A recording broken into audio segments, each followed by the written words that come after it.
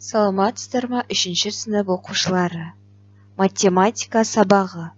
146-шы сабақ.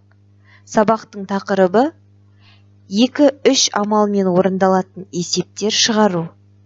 Саябақта демалу мәдениеті. Сабақтың мақсаты: 2 немесе 3 амалмен орындалатын есепті кесте, сызықтық, бағандық диаграмма, сызба, қысқаша жазба түрінде модельдеу. Балалар, алдымен 2 немесе 3 амалмен берілген өрнектердің мәнін табайық.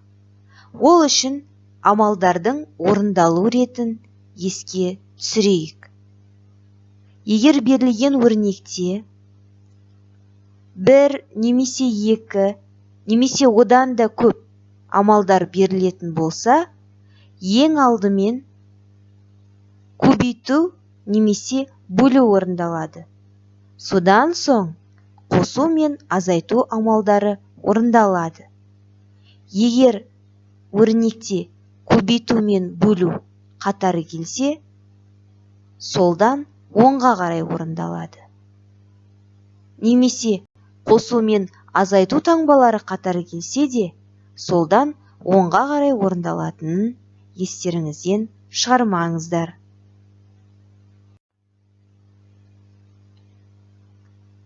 Енді оқулығымыздағы тапсырмаларды орындайық. Сіздерге бірінші тапсырмада кесте берілген. Осы кестені пайдаланып, есептер құрастырыңыздар. Мысалы, киноға кірді 450 теңгеден 2 бала. Шырын алды 75 теңгеден 2 бала.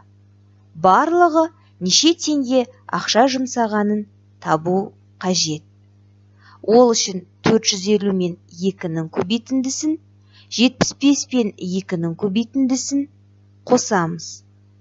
Барлығы 150 теңге жұмсады. Балалар, бұл есеп 3 амалды есеп болып табылады. Бұл жерде алдымен 450 мен 2-нің көбейтіндісі орындалады. Сонан соң 75 пен 2-нің көбейтіндісі орындалады. Соңынан қосу амалы орындалады. Осы тәрізді есептер құрастырып, шешуін табыңыздар. Келесі тапсырма, екінші тапсырма.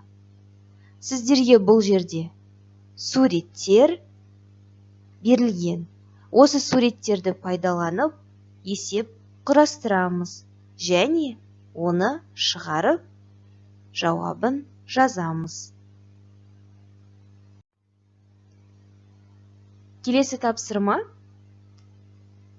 суреттер мен өрнектер бойынша есеп құрастырыңыздар. Бұл жерде сіздерге балмұздақтың бағасы мен саны берілген. Осы балмұздақтың барлық құнын табамыз.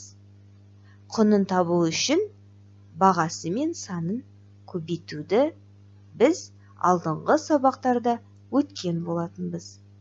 Есеп шығарғанда балалар, мұқият болыңыздар. Келесі тапсырма, 4-ші тапсырма. Сіздерге бұл жерде сөз есептер берілген. Есептердің мәтінін мұқият оқып, шешуін және жауабын табыңыздар. Балалар, барлық тапсырмаларды мұқият, қатессіз орындауға тырысыңыздар. Назарларыңызға рахмет. Сау болыңыздар.